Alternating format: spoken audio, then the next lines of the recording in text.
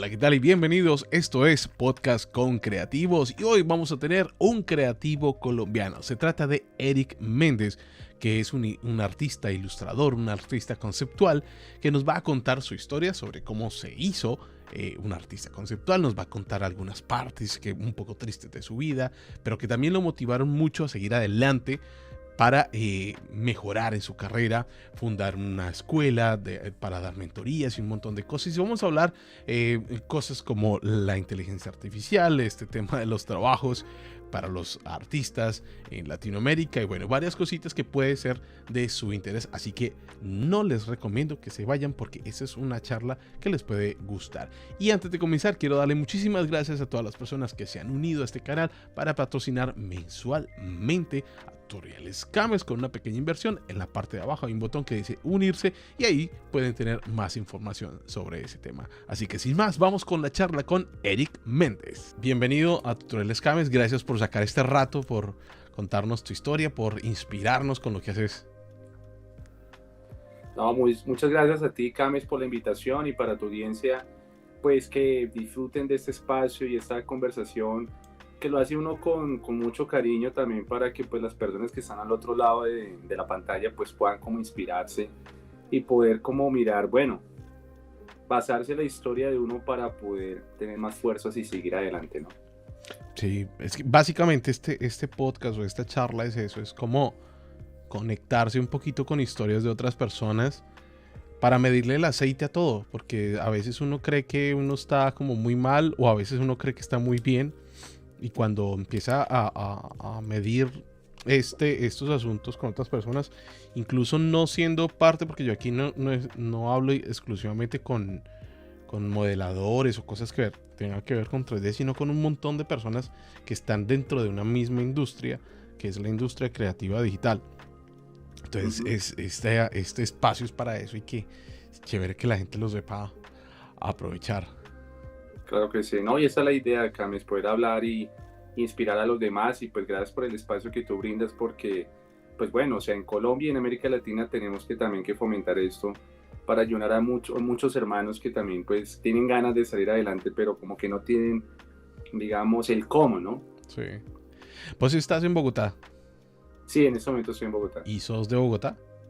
Sí, de Bogotá, 100%. Criado en la nevera, pues. En la nevera, sí, vea, hasta en el cuarto con chaqueta y todo.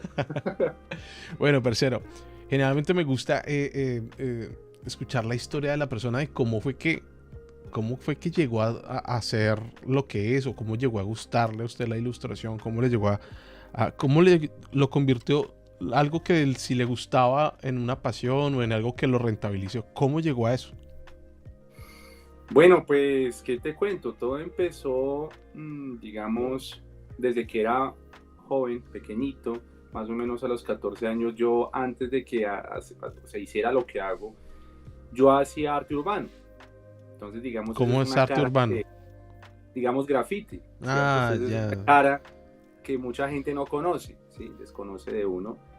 Y digamos, cuando comencé en ese mundo, pues a mí desde mucho tiempo atrás no me gustaba el dibujo, de hecho.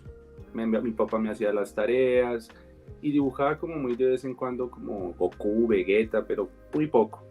Pero ya a los 14 años yo empecé como a interesarme por unos amigos como por el arte urbano, el graffiti. Y en el colegio comencé como a fortalecer un poco eso.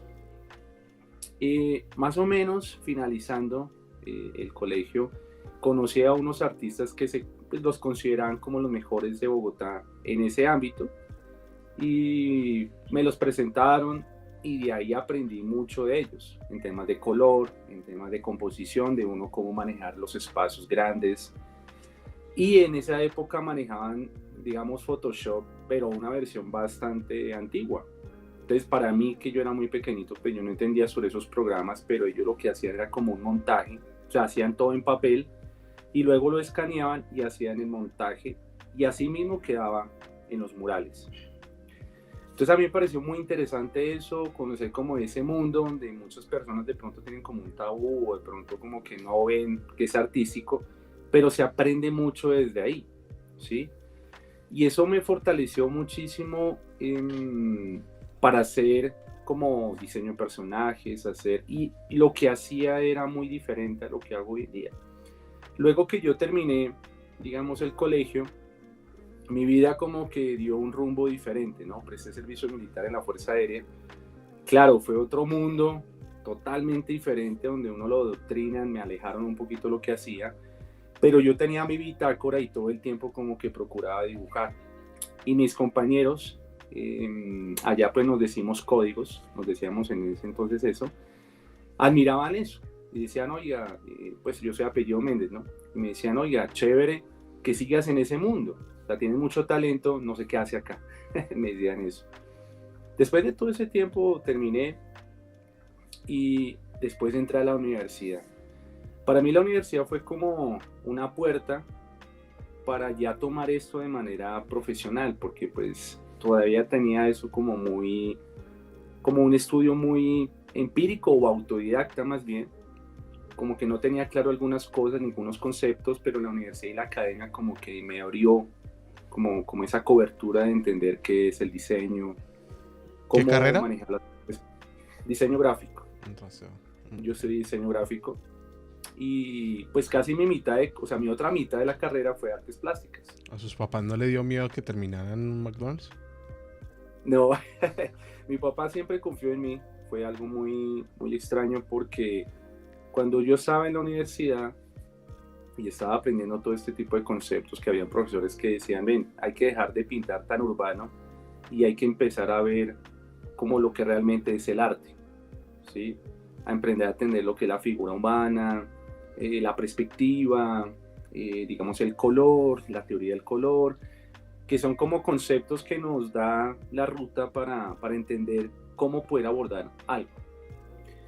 Mi papá falleció cuando yo ya estaba finalizando la carrera y en ese entonces pues como que no tenía muy claro qué es lo que quería hacer con mi vida.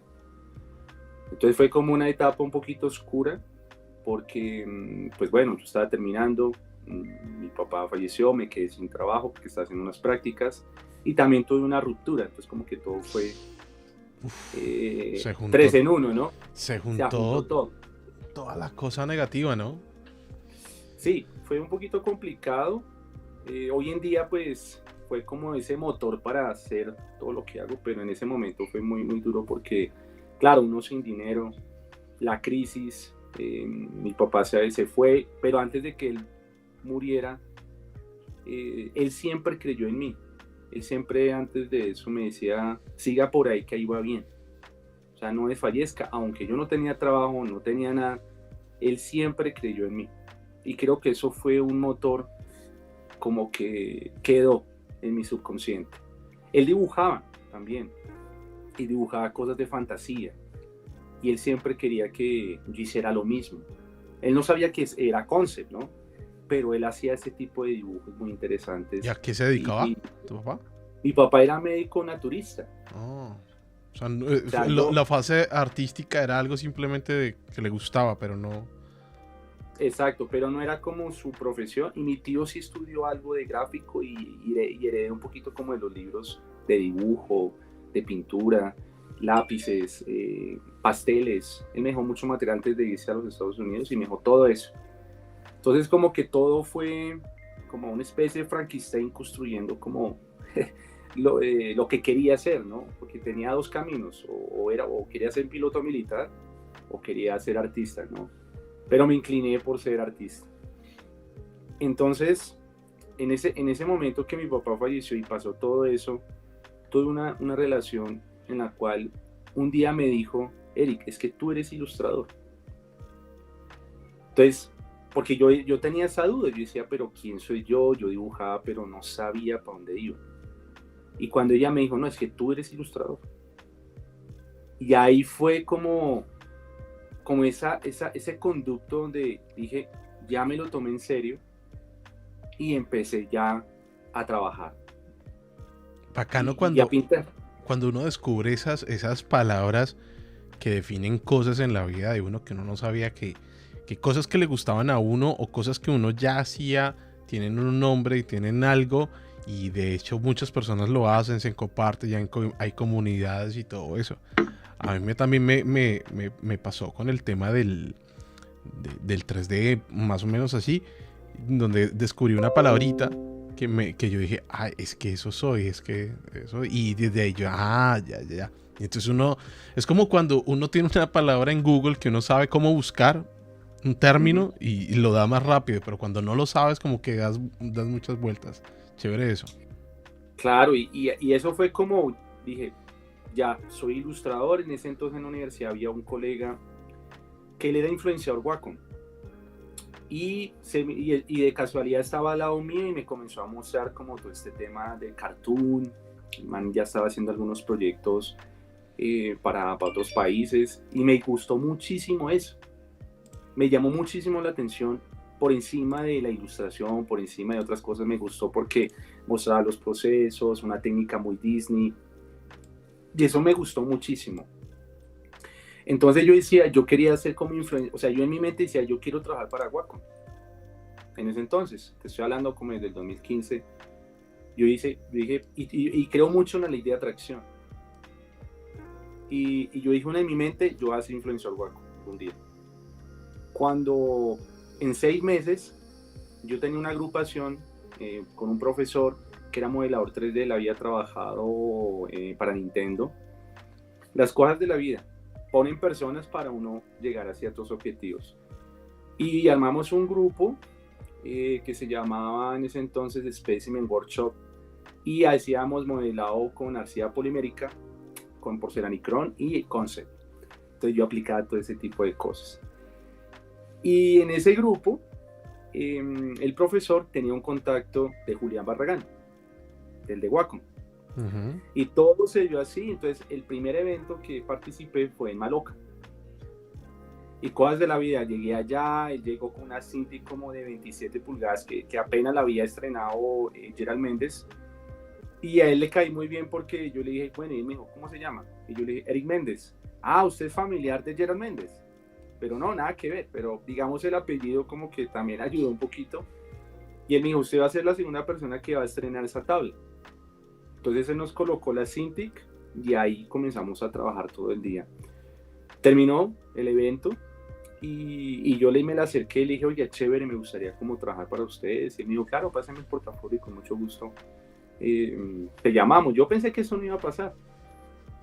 Y mentiras, al mes siguiente, recuerdo tanto que me llegó un correo y nos hicieron la primera invitación para la zona T aquí en Bogotá, dando la bienvenida a los nuevos influenciadores Wacom en Colombia. Entonces para mí fue muy interesante porque a pesar de que no tenía nada, pero sí le estaba trabajando, tenía mucha hambre por ser un gran ilustrador. ¿Sí? No por ser mejor que los demás, pero sí como para superar lo que yo sentía, la pérdida de mi padre y todo eso.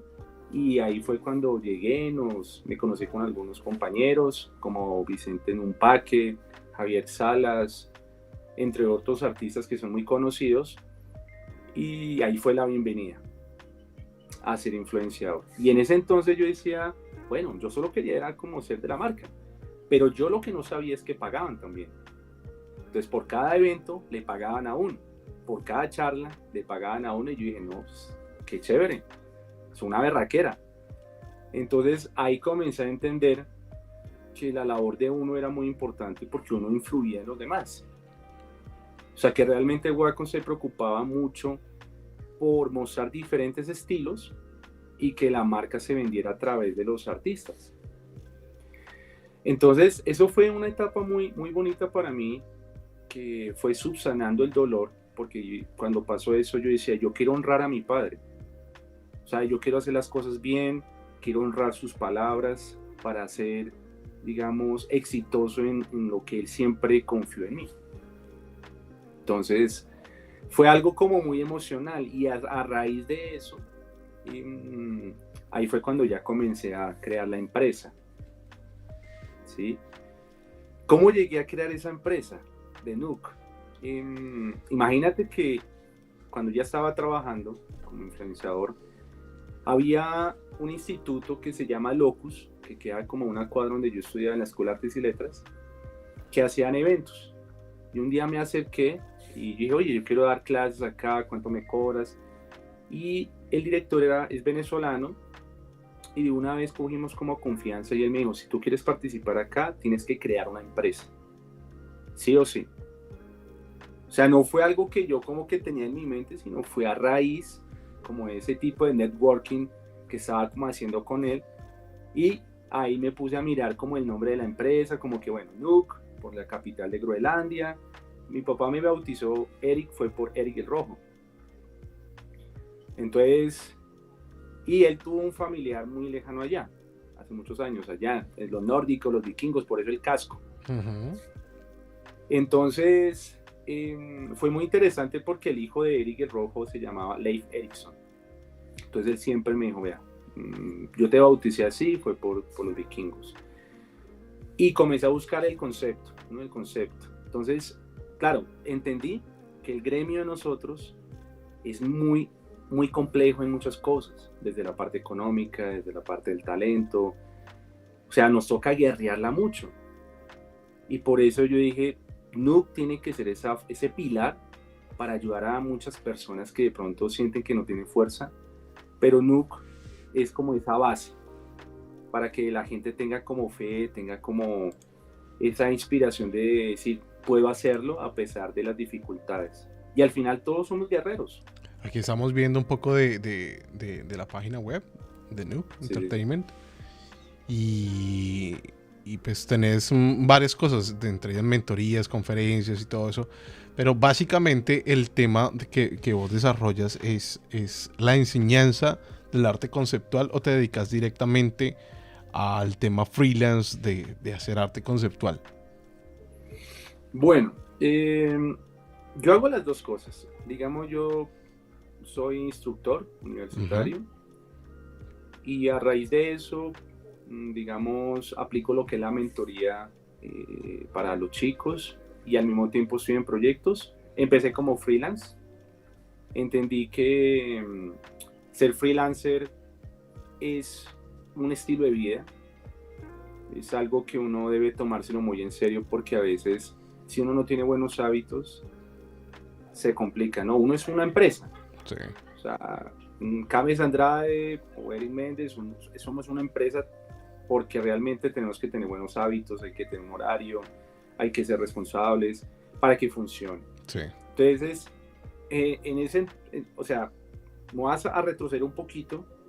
Cuando estaba trabajando en la editorial Legis, que eso fue un poquito antes que muriera mi papá, yo comenzaba a investigar sobre qué era ser freelance. Yo no entendía muy bien, yo pensaba que era una página web. Freelance. Pero yo no sabía realmente qué era el concepto. Y yo comencé como a indagar. Y ahí fue cuando comencé o sea, encontré mi primer trabajo como freelance en una empresa de videojuegos que se llama Tutotons. Y esa empresa, en Lituania, se encarga de hacer videojuegos y aplicaciones para niños. Y entendí ya un poco cómo funcionaba este rollo. Obviamente, todas las cosas han evolucionado, han cambiado.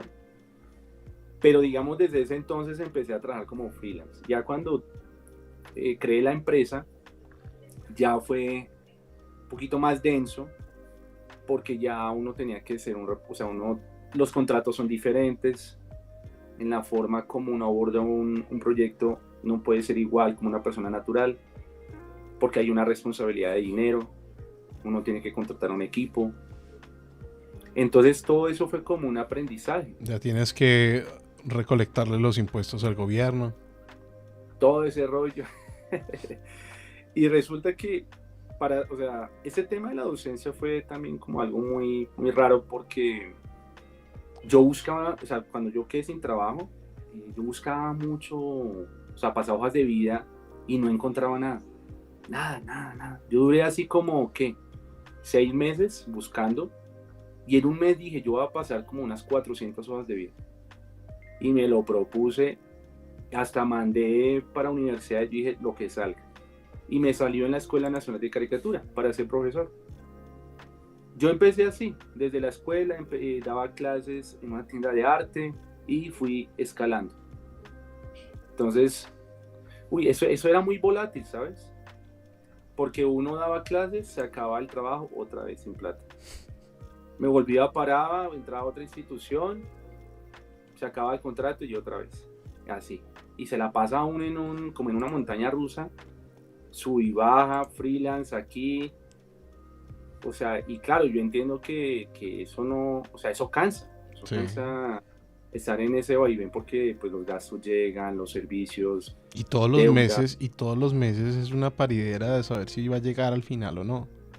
sí, o sea, y aún uno dice, o sea, este campo de nosotros es muy volátil porque a veces hay empresas que no tienen el músculo financiero para financiar pues durante un año un proyecto. A veces toca hacerlo durante 2 meses, un mes y estar mirando otras fuentes de ingreso. Entonces yo empecé como a educarme un poquito en la educación financiera para uno poder como manejar eso, como esas vacas gordas y las vacas flacas. Uh-huh. ¿Y cómo hiciste, o sea, qué herramientas utilizaste para ese tema financiero? Las herramientas, bueno, yo siempre miraba mucho YouTube. Para mí YouTube creo que es como la plataforma donde mucha gente creo que no aprovecha a veces, pero es una plataforma donde uno encuentra de todo y es un tema de ser disciplinado, como de estudiar, de leer libros.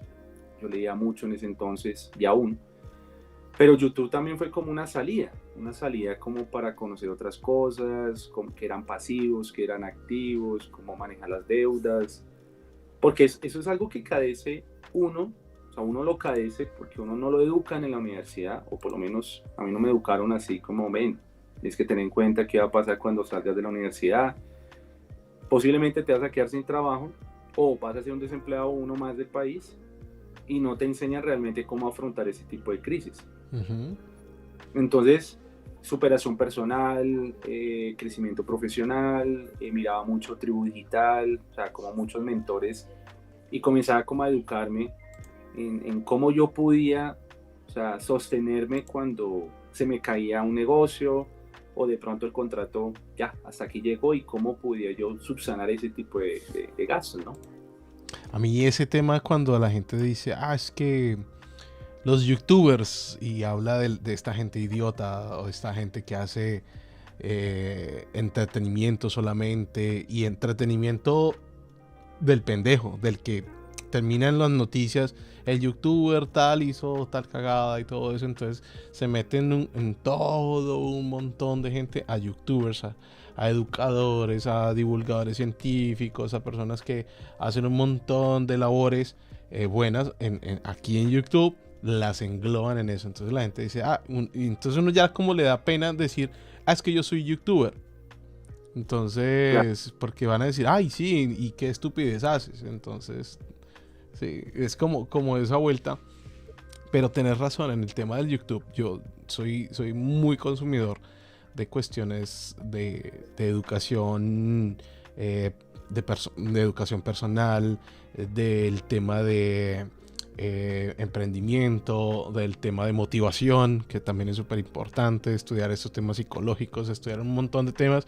Y ahorita que soy papá, también soy de ver 40 videos de diferentes profesionales que están hablando. Y ojo, estamos hablando de que son gente profesional que abre canales y da consejos generales a la gente. Y eso que a veces lo cobran y aquí te lo están dando así. Y hay un montón de cosas que se pueden hacer en YouTube. Entonces, me gusta ese punto de vista de lo que él planteas. Creo que es bastante válido. Claro, y es importante que las personas, o sea, entiendan de que hoy en día tenemos muchas más herramientas que antes. Es más, digamos, uno se ha formado no directamente, pero sí indirectamente por YouTube, porque pues puede que uno no tenga un título, pero muchas veces uno tiene una situación compleja y uno acude a YouTube, venga, ¿cómo salgo de esta situación? Y realmente hay personas expertas que hacen las cosas de corazón y como tú también, como de enseñar, porque pues el dar es algo bondadoso y al mismo tiempo enriquece Claro. a la persona. Y yo creo mucho en eso, por eso soy docente, porque siento que puede haber un cambio en la sociedad y todo también depende de uno, cómo los forma, cómo los orienta a uno, que pues hay gente que dice, no, es que los youtubers se hacen ricos, pero pues hay para escoger. O sea, si uno escoge buenas personas que lo orienten a uno, eso es lo que importa. Sí. Porque si no se vuelve como procrastinación de estar mirando pendejadas que al final, pues, que te aportan, ¿no? Sí. Ahorita estabas hablando de... Yo quería preguntarte, ¿vos terminaste la carrera? Sí, Sí, sí, yo la terminé. te graduaste. Y hasta ahora el tema de la titulación, ¿te ha ayudado? O sea, has dicho, bueno, sí me sirvió mucho el tema de la titulación. No hablo del conocimiento, sino la titulación como tal. Sí, claro. De hecho, hice una maestría en ilustración. Mm, Y estudié, digamos, en CGMA, digamos, concept art y todo el asunto. Hoy en día, pues, tiene mucho más valor la marca personal que un título. sí. Entonces, digamos, en la academia pasa mucho que le preguntan a uno, ven, ¿está avalado por el Ministerio de Educación? Y yo les digo, al final, la industria lo que busca es que alguien sepa hacer lo que dice que hace. O sea, es que el título ya no, o sea, para trabajos no, ya pasa a ser irrelevante un poco, pero los títulos sí ayudan, por ejemplo, para una visa, como carta de presentación, para otras cosas, pero no tanto para uno ser exitoso en el gremio artístico, la verdad. Uh-huh. Porque yo conozco colegas que son súper estudiados y ya, o sea, tienen sus títulos, pero no ejercen. Entonces, al final de cuentas, creo que es más el portafolio, el trabajo, el ser... De hecho, hay gente que es tan buena en lo que hace que no tienen títulos. Sí. ¿Cómo te plantearías vos hoy en día el tema que una persona inicie en el tema de arte conceptual? O sea, haciendo qué, pagando cursos, viendo tutoriales. ¿Cómo crees que sería una buena vía para empezar esta vuelta? Mentor, buscando mentores. Creo mucho en eso porque soy como de la filosofía del maestro discípulo, como muy el tema oriental. Si uno busca un buen mentor, así lo hice yo en mi momento, te acorta la brecha para evitar cometer errores. Porque uno puede estudiar con una academia, son muchos profesores, pero no hay como ese seguimiento. Sí. No hay como esa fidelización de decir, ven, acompáñame, yo te enseño cómo lo hice y tú vas cogiendo tu propio camino. Es como los papás de uno. Sí. Por eso a mí me dio duro de mi papá porque era mi mentor. Y él me enseñaba muchas cosas de ventas, porque esos son principios que hay que tener en la vida. O sea, aparte de uno ser ilustrador, hay que saber de ventas y mercadeo. Sí. Para ser exitoso. Hay que saberse vender, hay que saber hacer negocios, saber sobre contratos, para uno que le vaya bien. Porque, ¿qué pasa? El ilustrador es bueno, pero si no sabe de ventas, es muy introvertido, muy encerrado en su habitación y solo muestra el portafolio, pero no, necesita unas habilidades blandas y networking, ser un poco social. Eso es súper claro. Y hay un tema que quiero que tratemos ahorita, pero es el tema de las inteligencias artificiales, y que a los artistas conceptuales e ilustradores es como a los que más les ha quemado el culo esta primera ronda. Y yo creo que una de las cosas más importantes para sobrevivir ahorita es esas habilidades blandas de las que habla. O sea, bueno, ¿cuál es mi alternativa de trabajo? Porque ahorita la cosa se está poniendo muy peluda. Te lo digo porque tengo colegas que son ilustradores o artistas conceptuales y me cuentan que ya, o sea, todavía estamos en el inicio de esta racha de inteligencia artificial. Todavía no se han establecido un montón de reglas y ya esto está peliagudo para este sector. Entonces imagínate, pero ahorita tocamos ese tema que siempre es picante. Parcero, y bueno, entonces me gusta eso del maestro, no lo había contemplado así, y creo que es una de las cosas. Por ejemplo, cuando a mí me preguntan el tema de aprender inglés, siempre lo recomiendo es así. O sea, que la academia tal, no. Que es que el curso de Duolingo, no. Es con un profesor tú a tú que te diga cuáles son tus necesidades, que te diga por aquí puedes mejorar y que converse contigo en inglés. Esa es como la mejor oportunidad, la más económica y la vía más derecha que uno tiene para aprender un idioma. Y en este caso el tema de mentoría para algo como esto de ilustración, me parece súper bueno. Entonces, la pregunta es, ¿hay un mercado de mentores, de profesores? ¿Cómo encuentro yo un mentor? Bueno, digamos, lo que hacemos nosotros, la escuela es la mentoría, o por lo menos uno es la imagen, uno es el que trabaja en ese tipo de cosas. Pero uno, como encuentra un mentor, yo siempre recomiendo que, pues bueno, si uno ve que hay una academia que ofrece eso, chévere uno aprenderlo de esa manera. Pero también uno puede buscar por ArtStation, como tratar de escribirle a los artistas que a uno más le gustan, si hacen ese tipo de cosas, o sea, si tienen el tiempo, el espacio, porque no todos son así, o sea, hay buenos artistas, pero no tienen como la pedagogía, o de pronto no les nace hacer eso, Sí. porque ese es un problema, ¿sí? Entonces, eso es lo que hace que, digamos, se complique la cosa. No todos son mentores, pero no, o sea, uno tiene que preguntar. Uh-huh. Uno tiene que hacer como, ven, ¿estás dispuesto a enseñarme? Me gustaría aprender de ti. ¿Cuánto me cobras? Digamos, en la escuela tenemos ya tarifas y todo, pero digamos, hay artistas que se ofrecen, les ayudan. Entonces yo pienso que hay que buscar por ArtStation, por Behance, por Instagram, que en Instagram se mueve muchísimo todo esto. Pero realmente la mentoría para mí funciona mucho más que a veces estar como en una academia donde hay muchas personas y no es tan personalizado. Para algunas personas funciona, pero no para todo el mundo. ¿Cuánto es más Eso o menos pasó. la tarifa de Nuke para uno tener un promedio?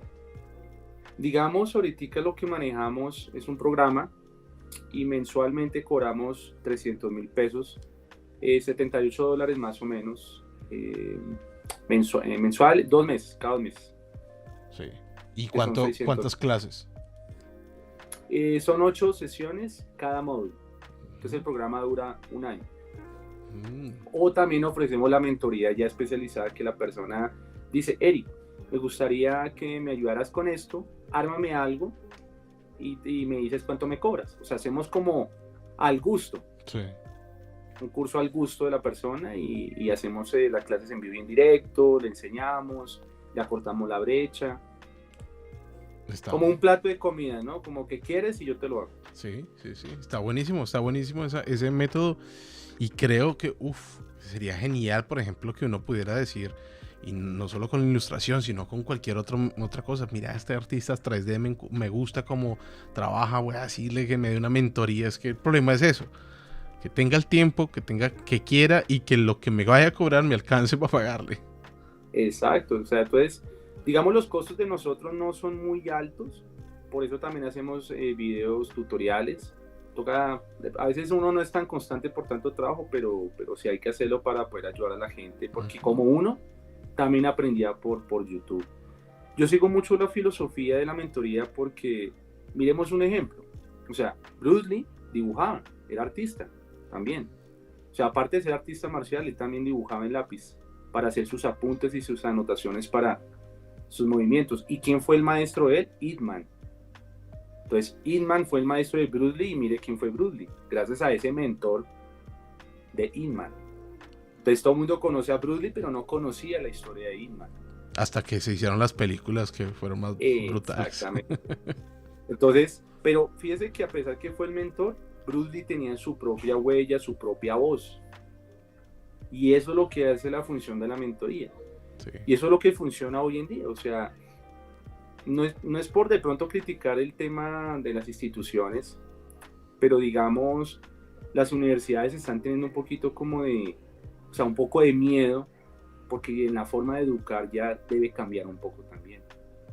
No hay que, hay que tener profesores que no sean tan pedagogos, sino más bien como instructores, más como en esa disposición de ayudar realmente a la persona y que esa persona logre sus objetivos desde la experiencia del profesor. Es que el tema de la educación de la academia es un tema que es difícil de transformar, porque es que la academia, por más que quiera, no puede transformarse de la noche a la mañana, no puede transformar su pensum. Es que la academia es como las cosas del gobierno. tú quieres o tienes toda la intención de cambiar una ley, de cambiar algo, pero tienes que pedirle permiso a 200 personas que hagan, que vuelva y que vaya el mensaje y trate de sí o no. Entonces, Claro. eso mismo pasa con la academia. Tiene que depender del gobierno, de los inversores, de los alumnos y un montón de cosas. Y para que eso se haga, ¡wow! Pues, es algo que es supremamente difícil. Es por eso es que tienen también las manos atadas. No estoy diciendo, yo no soy de los que está en contra de que la gente estudie en universidades o que obtenga un título académico. Yo les digo, si me preguntan, si alguien me pregunta, me dice, si usted tiene la oportunidad de ser uno de los pocos privilegiados del planeta que tiene acceso a una educación universitaria, hágalo.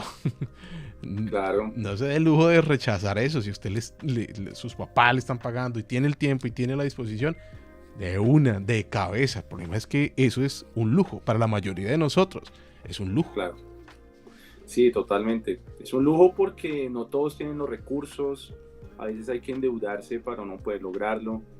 Entonces, digamos, siempre le digo a mis chicos, porque yo trabajo unas horitas en la universidad, trato como de inyectarles como el emprendimiento, ¿no? Como, bueno, tú eres ilustrador o quieres ser modelador, pero tienes que pensar en diferentes líneas de negocio o realmente tomarte en serio esto, porque si uno solo quiere dedicarse a ser freelance, creo que ahí uno se estrella.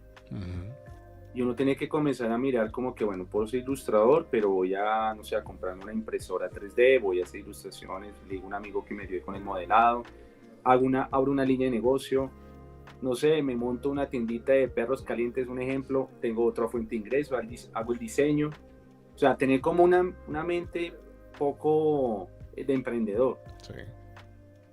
Y hay que apostarle a eso, porque yo sí he visto mucho que los chicos que entran a veces en la academia solo quieren ser freelance.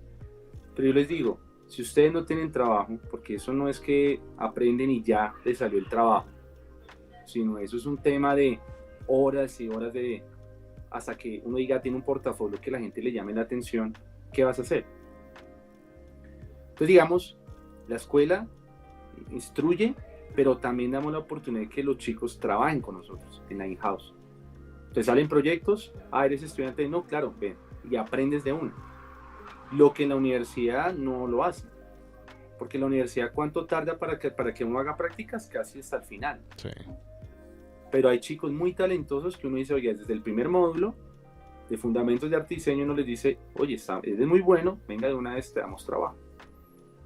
Entonces, procuramos como de subsanar esa problemática. Sí. Ahorita estabas hablando de líneas de emprendimiento para artistas digitales, pero a mí me gustaría saber cuáles son las posibilidades que tiene un ilustrador para trabajar, ya sea como independiente, ya sea para contratar, o sea, cuáles son las partes en las empresas donde se necesita un artista conceptual, o yo de forma independiente, ¿cómo puedo trabajarlo? Bueno, hay diferentes puntos. Uno es entrar a esas plataformas como Upwork, Fiverr creo que se llama. Hay páginas donde uno puede ofrecer su servicio para trabajar. Y como decía un dicho de mi abuelita, el que quiere besar, busca la boca. Entonces, no es como esperar que me contraten, sino buscar. Lo que yo hacía era como entrar a Google, buscaba las empresas que hay, por ejemplo, existentes en Bogotá o en Colombia, y les mandaba mi portafolio a cada uno. Tan, tan, tan, tan, tan. Después a España, tan, tan, tan. Después a otros países. Y mandaba mi portafolio. Y de eso reventaba un proyecto. Decían, oye, me gusta tu trabajo, Eric. ¿Cuánto cobras? O me entrevistaban y salía el proyecto.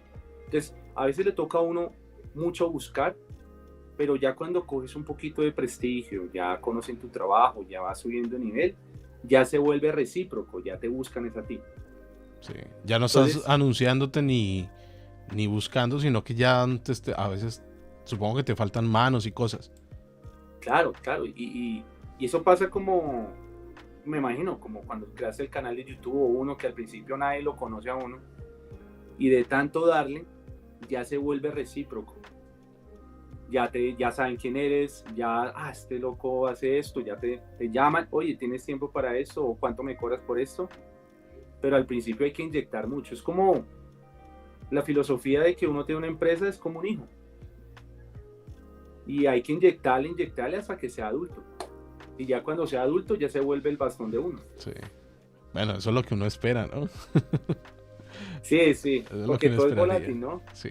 Quería preguntarte cuáles son, dentro del arte conceptual, hay como ramas, hay como cosas a donde uno se puede ir.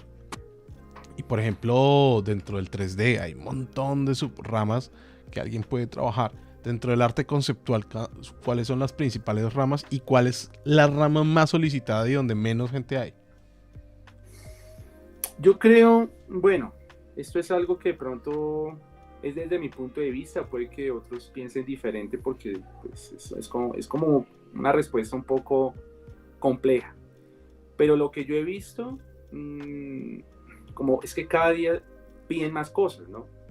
O sea, todo el tiempo las empresas están pidiendo que sepas no solamente 3D, sino sepas ya manejar ciertas herramientas que piden exclusivamente la empresa. Lo que veo que no es, o sea, que no se ataca tanto, es como, o sea, o por lo menos me pasó desde la experiencia, es el tema cartoon. O sea, afuera sí se ve mucho, pero acá en Colombia no son muchos los que trabajan en ese campo. Y me pasó, y los modeladores 3D también son muy contaditos.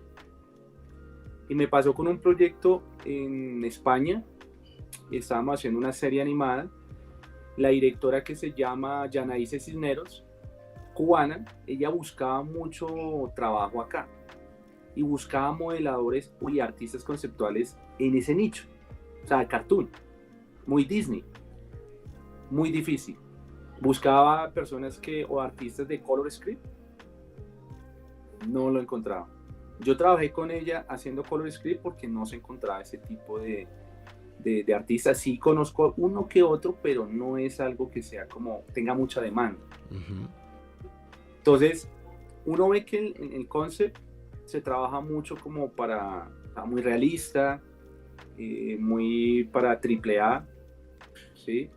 Para videojuegos más que todo, pero este tema cartoon de animación es contadito, ¿sí? Sí hay, pero no es tanto la demanda. Entonces, eso es desde mi experiencia, puede que otros piensen diferente, pero eso es lo que he visto que solicitan, pero pocos como que aplican. Y el tema de pasar de pronto de ser un artista conceptual a ser animador 2D, ¿lo has visto como más sencillo? ¿Has visto que es como una transición natural o no tiene nada que ver? O sea, de un artista conceptual pasar a ser animador. 2D. 2D. Uh-huh. Pues la transición, pues aparentemente es fácil, pero pues la animación es otro mundo, ¿no? Uh-huh. Entonces hay que entender los principios de la animación, entender que la animación es algo de mucho cuidado, cada movimiento, digamos cuando es 2D, uno debe pensar en cuadro a cuadro. Y uno tendría que, por ejemplo, por lo menos yo me educo mucho con Iron Blaze, que es uno de los animadores de Walt, bueno, que fue los animadores de Walt Disney, y él dibujaba y animaba. Y hoy en día, digamos, los artistas no hacen eso. O sea, no hacen como, son duros en dibujo y son duros en animación 2D. No. O son muy buenos para una cosa o buenos para la otra. Pero encontrar esa mezcla es de mucho entrenamiento, de mucho bagaje, mucha experiencia, porque pues Iron Blaze, ¿qué hace? Él trabaja papel con, digamos, los mesas de dibujo y es un duro en dibujo y es un animador perfecto. Pero hoy en día la gente ya no está haciendo eso, ya eres artista conceptual, listo, anima en este programa. Y no es lo mismo, porque el programa en cierta forma te ayuda un poco, pero hacerlo análogo y que se vea la animación como tipo rotoscopia, eso es algo muy complejo. Sí. O sea, la gente, es como cuando salió el programa hace unos años de los Thundercats, los dibujantes eran durísimos. Sí. Y hoy en día hay programas que ya te animan, el dibujo es más estilizado De hecho salió esos Thundercats como en Cartoon Network muy diferentes. El Thundercat Roar se llama, creo. Ajá, y totalmente como que, ¿what? O sea, cambió drásticamente todo. Sí. Pero bacano, o sea, saber si que uno podría tener una posibilidad también de explorar nuevas rutas. Que es una de las cosas que yo también siempre animo a la gente. Es no se quede solamente con lo que usted sabe o lo que cree que sabe, sino que también empiece a explorar diferentes cosas. Si usted es bueno en esto y posiblemente pueda ser bueno también en esta otra cosa, explore siempre cosas, explore mejorar el arte de lo que usted hace, expándalo hacia otras dimensiones. Siempre es algo que yo digo, no se quede siempre en el mismo círculo de lo que usted ya conoció y que cree que es bueno. Siga explorando, siga mejorando, siga tocando otras alternativas que posiblemente pueda descubrir nuevas cosas. Y es allí donde se toca el tema de la inteligencia artificial, que con unos amigos estuvimos hablando. Que bueno, entonces, que si usted toda la vida se entrenó para ser ilustrador, de fondos, como un amigo, se entrenó para dibujar cosas con perspectivas súper forzadas, se entrenó para hacer unas cosas súper difíciles que son bastante demandadas, pero que ahorita ya llega un man, se sienta en la computadora y le dice a la computadora esto y hace no hace el concept final, porque eso de todas maneras no va a servir para salir a la pantalla, pero va a servir para dar la idea general. Una de las cosas que más hacía un artista es tener ideas y luego plasmarlas. Ahorita ese paso pues ya se saltó. Ya simplemente usted cójame esta imagen de referencia y mejóreme esto. Entonces, la pregunta es, ¿cómo veo ese panorama? ¿Cómo ve usted ese chicharrón? Bueno, de hecho, ¿cuándo fue? Ayer, antier. Bueno, lo estaba mirando esta semana en la red, o sea, no sabía que la revista Semana había lanzado como sobre la situación crítica de la inteligencia artificial para diseñadores e ilustradores. O sea, es decir, que le está quitando realmente el trabajo a este tipo de inteligencias. Y comencé a indagar un poquito y por ejemplo, en China, citaba a revista Semana, que una empresa que tenía 15 empleados se quedó solamente con 2, porque los clientes decían, ven, yo prefiero la inteligencia artificial y pues ya necesito unos ilustradores para que me lo pulan y ya. Entonces, si un artista ganaba 5 millones de pesos o $2,000 mensuales, ya solamente gana ni siquiera la mitad. O sea, una décima parte, no más. Sí. Porque yo no necesito a usted todo el día. Yo necesito ahí que venga 2 días a la semana, termíname esto y ya. Exacto, y así está funcionando. Y en China se está cayendo las empresas de videojuegos. Sí. Por esa problemática. Entonces uno dice, wow, o sea, el mundo está completamente diferente. De hecho, donde trabajo en la universidad, hicieron la portada con inteligencia artificial para promover un concurso. Y yo, o sea, un ilustrador menos. Y es una problemática, pero ahí es donde vuelvo y digo, bueno, sé que ahorita muchas personas están como, ¿qué hago? ¿Cómo hago yo para llegarle al cliente? ¿Cómo hago yo para sobrevivir? Porque pues bueno, o sea, hasta ChatGPT te contesta todo. Se vuelve como un amigo de uno que uno le pregunta y le dice qué es lo que tiene que hacer. Le cuenta historias. Está DALL-E, Midjourney, que te hace las imágenes. Entonces yo me hago este tipo de, digamos, de preguntas. Bueno, si esto está en la actualidad, ¿cómo hago yo para llegarle a los clientes? ¿Cuál es mi propuesta de valor?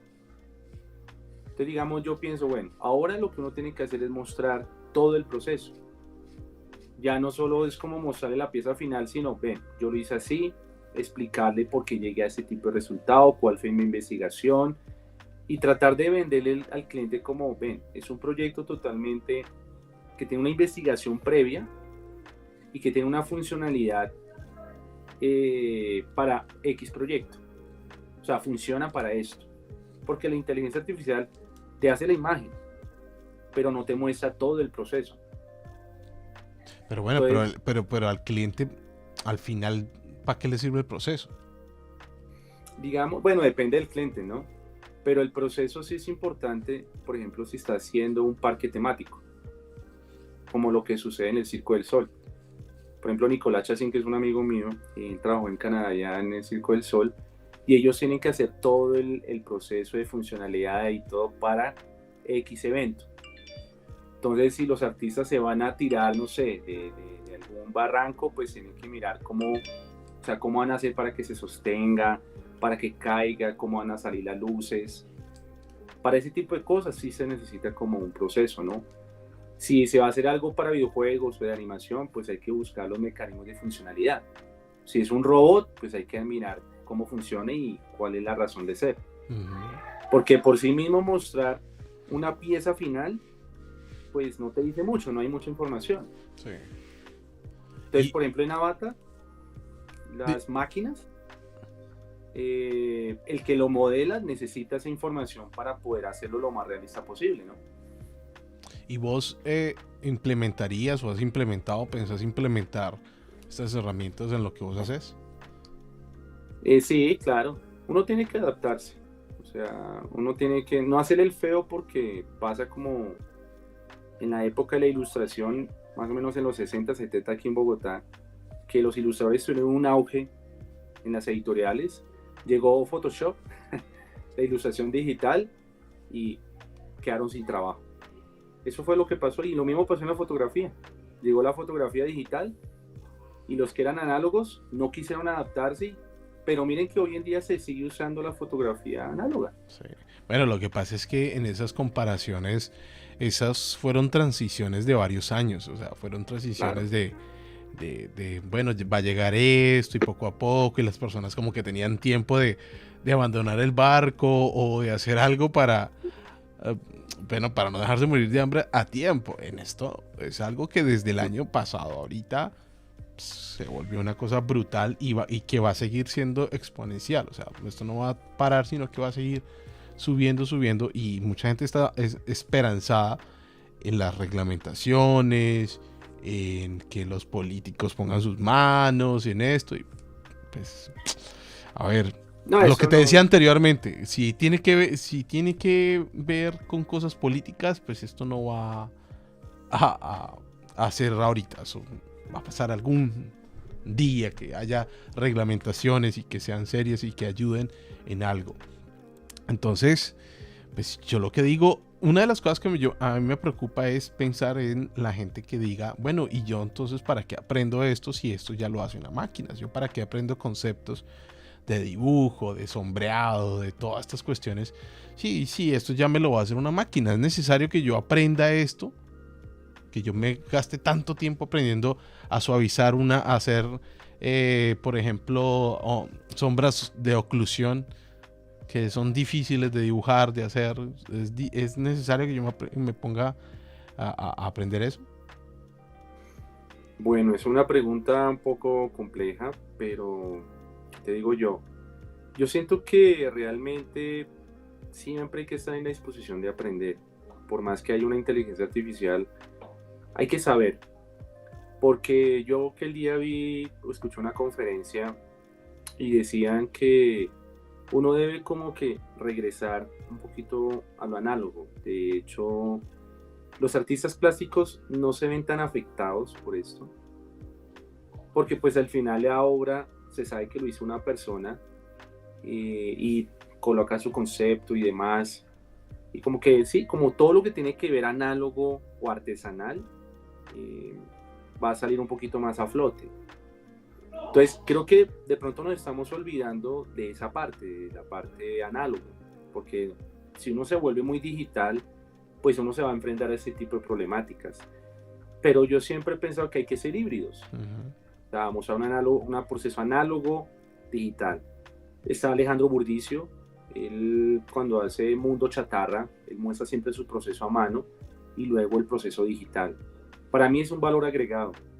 O cuando hacen proyectos en Pixar, muestran como el modelado de energía polimérica, y me parece que eso tiene un valor agregado. Yo pienso que no hay que perder la fe, sino hay que seguir estudiando y mirar como nuevas formas de venderse. ¿Sí? Obviamente la respuesta mía puede ser, puedo pensar hoy una cosa, no sé qué pasará en 5 años con esto, No sé hasta dónde va a llegar este tipo de evolución, pero siento yo que hay que mirar diferentes alternativas. O sea, siempre como, ¿qué hago? ¿Qué hay por hacer? Porque yo creo en tres cosas. O sea, tres pilares para uno ser exitoso o por lo menos lograr ese milagro, ¿no? El primero es qué te gusta hacer. El segundo, qué haces mejor que los demás. Y el tercero, qué necesidad hay por cubrir. Yo pienso que hay que mirar qué necesidad hay por cubrir. ¿Qué necesidad necesita tal empresa y tratar de atacar eso? Es Furros. complejo. Sí, y es complejo. Pero pienso yo que hay que abrir necesidades. Mirar nuevas formas de llegar. O sea, ahorita sí me parece un poco complicado llegar a una empresa de videojuegos y decir yo soy ilustrador cuando está esto. Porque realmente sí está devorándose todo el gremio artístico. O sea, como que, bueno, ¿para qué te necesito si eso me lo hace en segundos? La inteligencia artificial hace 40 imágenes al día y uno apenas hace una. Entonces, ¿uno cómo le compite a eso? No, eso es imposible. Parte de lo que vos decías ahorita me gusta y yo le agregaría sería que uno tiene que escalar también su trabajo. Por ejemplo, estoy hablando con un colega que es muy conocido, que es un ilustrador, y él me decía que una de las cosas que le tocó hacer para su trabajo es meterse al 3D. O sea, ya dejar de estar perdiendo tiempo haciendo perspectivas así inventadas y tratando de sacar las reglitas, no. Hace los modelos en 3D y sobre los modelos 3D saca el shading y ya, y queda súper bien y se evita un montón de tareas y de reprocesos y le puede entregar a algún cliente si quieres el fondo separado, el piso, las texturas, los brillos, las refracciones, todas en archivos diferentes, y él simplemente lo que hace es los detalles finales que en un shading no se pueden sacar al final. Sí, estoy totalmente de acuerdo. Uno tiene que tratar siempre de adaptarse y siempre mirar cómo podemos aprovechar lo que sabemos en pro a un proyecto. Ya el día que de pronto llegue y la inteligencia te diga, mira, ya sabemos hacer este proceso, pues digamos hay que mirar, ahí uno dice, bueno, ¿cómo lo puedo resolver? ¿Sí? Pero sí, o sea, es que es una pregunta muy profunda, ¿no? Sí, no, es que, o sea, y comprendo que no haya respuestas porque esto no tenemos claridad de nada. Esto es una vuelta que nos cogió con los pantalones abajo. Nadie sabe dónde va a parar, nadie sabe qué va a pasar. Hay otros que están diciendo que es que al final los servidores no van a aguantar. Y esto, pues, no por temas tecnológicos, no por temas de software, sino de hardware, no va a poder avanzar demasiado. Y entonces están esperanzados en eso. Y bueno, mientras tanto, yo como un pupilo, como una persona que quiero entrar en esto, ¿qué hago? Yo lo que diría es, siga su instinto. Y al final lo que nosotros hacemos es algo que hacíamos de chiquitos y que nos gustaba y que ahorita nos pagan por eso. Entonces, pues siga eso. Sigue haciendo algo lo que te gusta, lo que decías ahorita. Sigue siendo algo que te gusta, que te apasiona, que te sientes bien haciendo. Y al final eso es como lo que vas a vender. Tu pasión lo vas a vender a otros y la vas a rentabilizar. Pero claro, pues hay que pensar en que hay que comer y todas esas cuestiones mínimas, ¿no? De comer y ganar dinero para vivir, mínimo eso, pero bueno, es que es difícil. Sí, claro, y ahí es donde yo vuelvo y digo que hoy en día el ilustrador tiene que ser un ilustrador con una mentalidad diferente. O sea, los nuevos ilustradores y artistas conceptuales tienen que ya tener un poco más de educación financiera para poder afrontar eso, empezar a entender de que eso es un negocio, entender de que hay que dejar de romantizar tanto esto, porque uno parte de la parte emocional como que, qué chévere hacer arte y...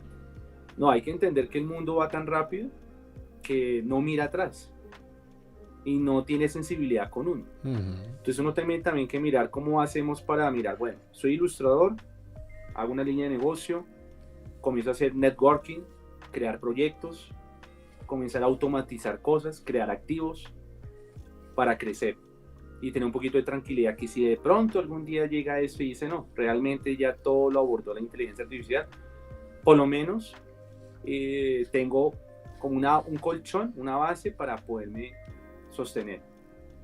Porque eso es un problema. O sea, si un ilustrador le ha tocado tan duro salir adelante y ahora con esto es peor. Porque ahí sí es que una portada, mira el ejemplo de la Universidad Uniminuto. Hicieron un ejercicio, es un ejercicio con intención porque pues es un taller de inteligencia artificial. Portada, te lo sacó en 5 segundos, listo, ya quedó el trabajo.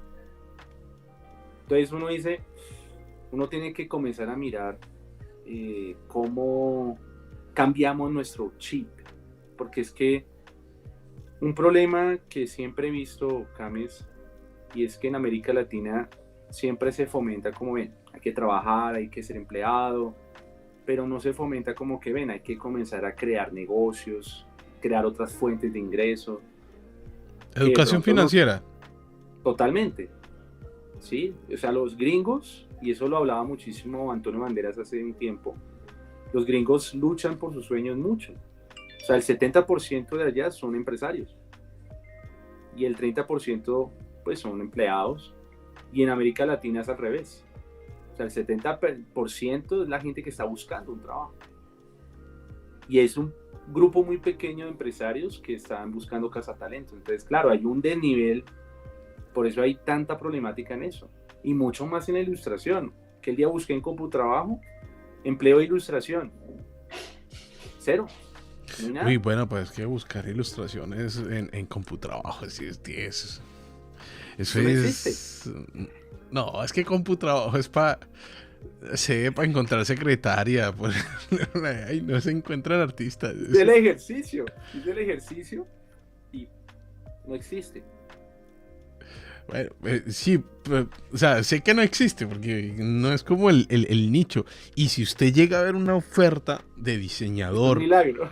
No, de diseñador, de ilustrador, de artista 3D en CompuTrabajo, corra, huya de eso, porque donde usted le toque trabajar en eso que alguien publicó en CompuTrabajo, se necesita ilustrador o artista. Papá, usted lo van a poner a fritar empanadas y lo van a poner a ilustrar y lo van a poner a barrer y lo van a hacer de todo de lunes a domingo hasta las 3 de la tarde, 3 de la madrugada. Y le van a pagar la mitad del mínimo. Sí, eso es así.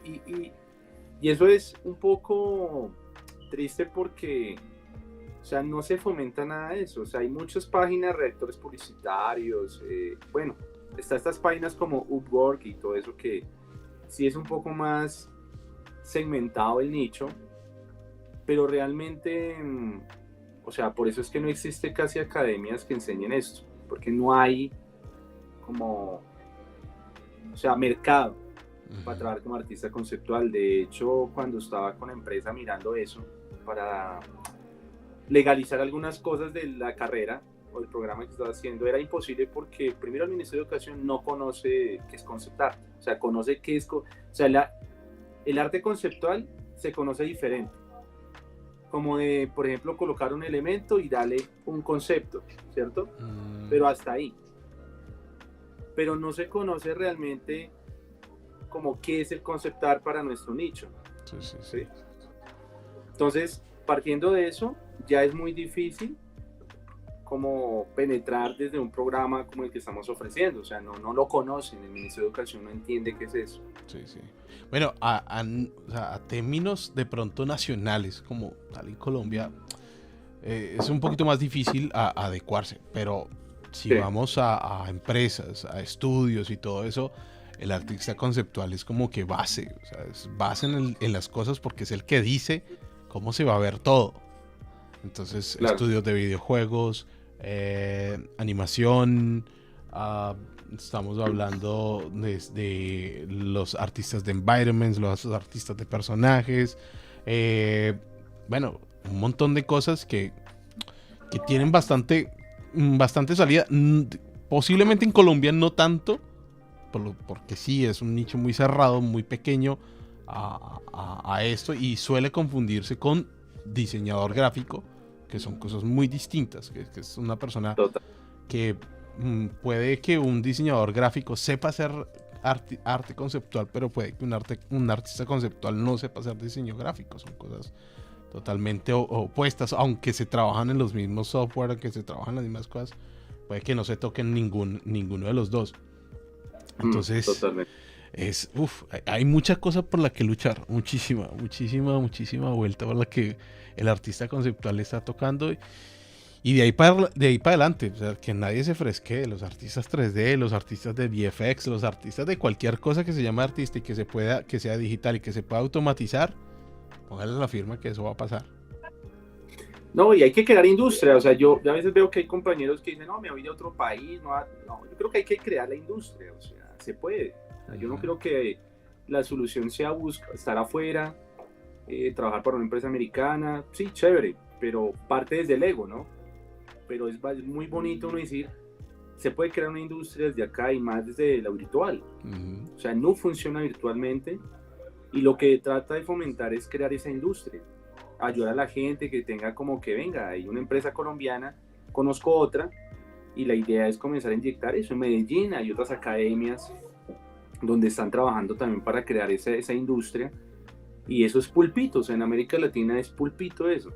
O sea, como es algo, o sea, hay mucho contenido en inglés, pero no hay tanto contenido en español.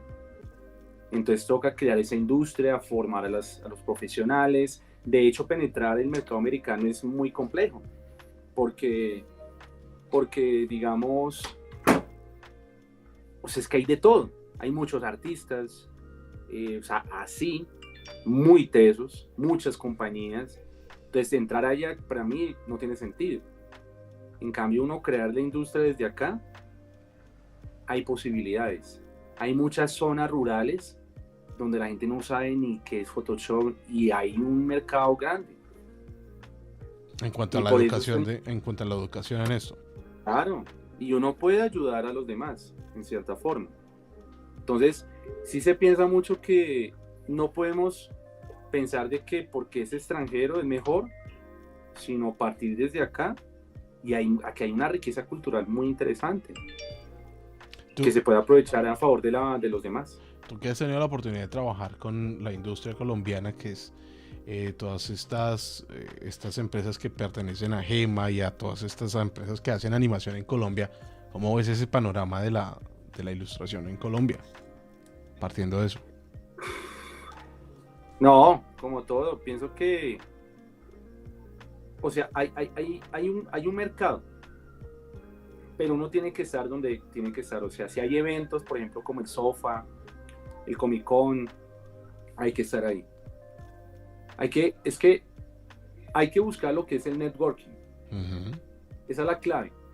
Porque si tú eres un ilustrador y te quedas ahí, pues yo no sé, o sea, yo creo que de ahí es muy difícil crecer. Pero el estar en eventos, estar en charlas, hoy en día con la internet, el fácil acceso es brutal. O sea, por ejemplo, tú y yo, tú estás en otro país, yo estoy aquí en Colombia, tenemos, sí, la forma de hablar.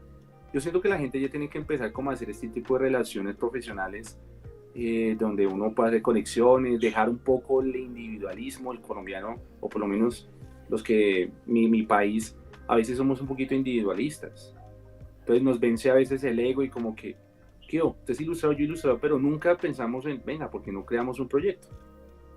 ¿Por qué no nos ayudamos? Y empezamos a trabajar en equipo. Pero la gente a veces es muy individualista, a veces es como un poquito celoso. Y en el arte ni se diga. Son muy cortantes, como que hay mucha barrera. El ilustrador es un poquito más amigable, pero los artistas son muy, como que soy yo, el ego y ya. Pero no hay esa unión para crear cosas. Yo pienso que con el talento que existe se pueden crear empresas, muchas. Se pueden crear empresas. Sí. Pues, o sea, con tanto talento que hay, se pueden crear varias empresas. Es que los artistas generalmente somos conocidos por ser divas y pues ese tema de los egos va a estar en todo lado. Quería preguntarte por el tema de Wacom. ¿Sigues con ellos? ¿Sigues siendo la cara fresca de Wacom? Sí. Gracias por el elogio, pero sí, pues yo trabajo con ellos actualmente. De hecho, ya estoy distribuyendo tablas también. Hago un poquito como de de apoyar la tienda, hacer drop shopping para vender la marca. Pues llevo con ellos ya 8 años. Sí. Y cómo has visto el panorama de vos con Wacom y la entrada pues de otras marcas y todo eso que han estado pegando durísimo por todo esto, por otros lados. ¿Cómo ves vos eso? O sea, ¿cómo vos decís una marca que pues todo el mundo conoció, la primera tableta de muchos fue Wacom? Y a hoy en día la marca, ¿cómo la ves? O sea, yo hace rato no tengo contacto con nadie de Wacom ni nada de eso. No sé qué ha pasado con eso. No, pues siempre es duro, o sea, no creo, ahorita hay tanta diversidad de herramientas de otras marcas. Es que antes había solo, o sea, lo único que había para escoger era Wacom. Entonces, una tableta es Wacom. Y usted tenía que ahorrar para comprar esa vuelta. Y ese era un tesoro. Claro. Y ahorita hay muchas marcas, ¿no? Pues digamos, para la empresa, pues obviamente tiene que competir con otras que pues obviamente son un poco económicas, para no decir que es más económicas. Pero yo creo que ahí es el tema de dar valor, o sea, yo pienso que hoy en día eso está bien, que haya diversidad para uno escoger. Yo creo que es como los celulares o cualquier herramienta, uno debe hacerlo más desde la intuición. Sí. ¿Qué te funciona a ti? ¿Para qué lo vas a usar? Si vale la pena comprarse algo, por ejemplo, una Cintiq de 24 que vale X dinero, no sé, 8 millones, pues hay que mirar por qué lo vas a comprar. Porque también está el iPad, también, o sea, está Procreate, hay muchas herramientas. Entonces yo siento que es como mirar realmente para qué lo vas a usar y comprarlo. O sea, yo no podría decir que las demás son menos o son más, sino es libre albedrío. Sí, sí. Pues es que lo que decías con los celulares, mira, un iPhone es caro, pero no por ser caro ha bajado en ventas, ni nada de eso. Sigue representando cosas para las personas que compran. Y entonces lo mismo supongo que pasará con Wacom. Wacom sigue representando algo para las personas que siempre han utilizado este tipo de productos. Que al final el tema de calidades y todo eso, estos son aparatos electrónicos. Cualquiera, el mejor del mundo puede fallar. Así que esto no estamos exentos de nada. Pero de todas maneras, algo clave que decías es el valor agregado que se le da a la gente o la percepción. Y es lo mismo que podemos decir de los artistas. Bueno, sí está la inteligencia artificial, pero es que la inteligencia artificial no le va a dar a usted esto que yo le puedo dar. ¿Qué es? Sí, es el valor, o sea, si Wacom, por ejemplo, no sé, vendo la Wacom One, pero adicional a eso te hago una mentoría o te vendo un guante o más, un curso gratuito, no sé, ese es el valor agregado. ¿Sí? Entonces hoy en día hay que pensar en eso, en qué es el valor y si la persona siente eso que es súper bueno, así sea costoso, lo compra. Porque pues el tema, o sea, entre gustos no hay disgustos. Y ya queda como en el usuario decir, me gusta Wacom por esto, o no, está muy caro, pero también hay que cambiar esa percepción, porque lo caro no necesariamente es porque es inalcanzable. Pienso que si uno es buen artista y uno quiere ser bueno, hay que invertir en cosas buenas. Sí, sí. Pienso yo. Sí, sí. Y bueno, yo estoy iniciando, yo quiero comprar mi primer tableta. ¿Cuál es la que usted me recomienda? La más básica. La más básica. ¿Cuál es? Sea la Intus, o sea, la Wacom, la pequeñita. Esa está como en 150,000 pesos, 160,000 pesos en algunos lados, ¿no? Y en otros ya llega como a los 200,000 pesos, 210. Bueno, yo pensé que estaban más cariñosos, porque mira, yo recuerdo la primera tableta que me compré, una Wacom Pen and Touch. ¿Te acordás de esas que eran como de colores por debajo y todo eso? Y a mí eso me costó un infierno de plata. No te imaginas lo que me tocó a mí ahorrar del salario para comprarme eso, que al final descubrí que lo de Touch nunca lo iba a usar y nada. Y esa tableta todavía existe. Yo sé que la tengo en Colombia en algún lado, todavía existe y todavía ha de funcionar. Y es una tableta que me ha gustado. tengo mi Wacom de viaje, que es esa Wacom chiquita, cuadradita. Sí, esa. ¿Esa es la One? A ver, aquí está. Esa es la que yo recomiendo. Mm. Y de hecho hay una más barata. Hay una Wacom Big One, se llama. Y esa es la más baratica, más Sí. como delgada. Pues véala, aquí está, esta vuelta ha dado la vuelta al planeta. Trabajando con ella ha resistido, bueno, mejor dicho, cosas. Y la tengo es como la tabletica de viaje, porque hasta ahora la única que no se le ha dañado el cablecito. No, es que es duradera, no sé, las Wacom duran. Y yo tenía una y llevaba como 7 años con ella y perfecto. Sí. Pero yo siempre o sea, antes de ser influenciador, o sea, yo siempre tenía esa admiración por Wacom, por todo lo que acarreaba eso, ¿no? Como que siempre estuvo en las mejores empresas y fue como ese símbolo de calidad, ¿no? Sí, es lo que te decía ahorita, que representa algo, representa para las personas, ya sea una nostalgia, ya sea que represente un estatus. Es lo mismo que yo siempre he pensado con los iPhones. Los iPhones son celulares buenos, pero que son mejores representando algo. Steve Jobs. Sí, no, y un estilo de vida, un estilo de persona, un estilo de pensamiento, un estilo de un montón de cosas. Entonces es que puede salir el mejor celular del planeta con un montón de funciones, con la batería que le dure 3 semanas y, mejor dicho, hagan lo que sea. Pero si es de una marca X, la gente no lo va a asociar, no lo va a tener en el mismo pensamiento que cualquier cosa que saque iPhone, cualquier cosa. O sea, es que literal, total. Cualquier cosa. Entonces, es eso lo que hablamos ahorita, del valor agregado, de la diferencia, de lo que soy yo cuando estoy utilizando este producto, este aparato, o también los servicios de esta persona. Total. Sí, eso es lo que yo decía, que hoy en día hay que trabajarle mucho a la marca personal.